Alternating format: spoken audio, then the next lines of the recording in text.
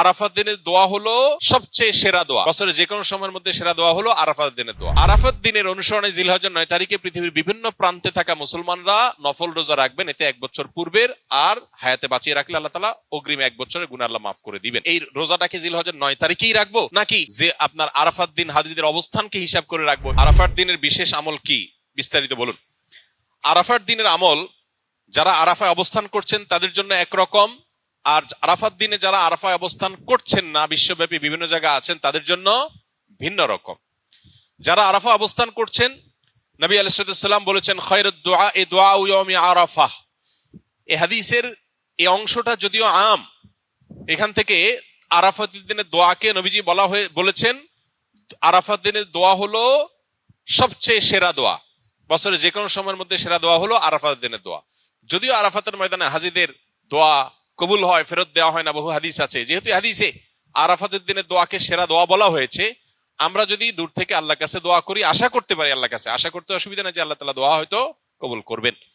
দ্বিতীয়ত নবী আলাইহিস সালাম বলেছেন খায়রুমা ওয়া খায়রুমা আনা কুলতু আনা ওয়ান নাবিয়্যুনা মিন ক্বাবলি লা ইলাহা ইল্লাল্লাহু ওয়াহদাহু লা শারীকা লাহু লাহুল মুলকু ওয়া লাহুল হামদু ওয়া হুয়া আলা কুল্লি শাইইন কাদির।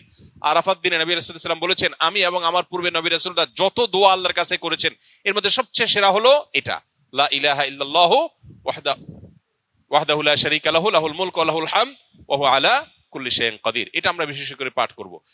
আরাফাত দিনে হাজী সাহেবদের জন্য রোজা রাখা নিষেধ, বেশি বেশি দোয়া করবেন তারা, তাদের জন্য করণীয় আমলগুলো।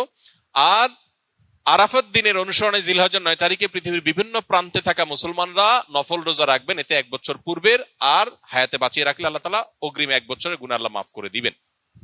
এজন্য আরাফাত দিনে নফল রোজা রাখবো ইনশাআল্লাহ। এই দোয়াটা কি এই রোজাটাকে জিলহজের 9 তারিখেই রাখবো নাকি যে আপনার আরাফাত দিন হাজিদের অবস্থানকে হিসাব করে রাখবো? এটা নিয়ে দুই রকমের মত আজকাল শোনা যায়। তবে আরাফাত দিনে হাজিরা অবস্থান করছেন হুবহু ওইটার সাথে মিল রেখে গোটা বিশ্বে আসলে ওই দিনে একই সময় রোজা রাখা এটা সব ক্ষেত্রে সম্ভব না, ভৌগোলিকভাবে এটা সম্ভব না।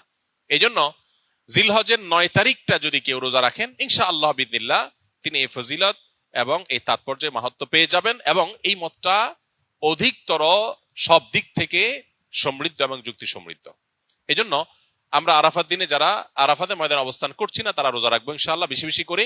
আর জিলহজের 1 থেকে 9 তারিখ পর্যন্ত সবগুলো দিনই রোজা রাখতে পারলে আরো ভালো। তাহলে সেক্ষেত্রে ইখতিলাফ এবং মত পার্থক্যের আপনি এমনি উঠে গেলেন। সবগুলো দিনই আসলে রোজা রাখার চেষ্টা করা দরকার যদি তৌফিকে হয়।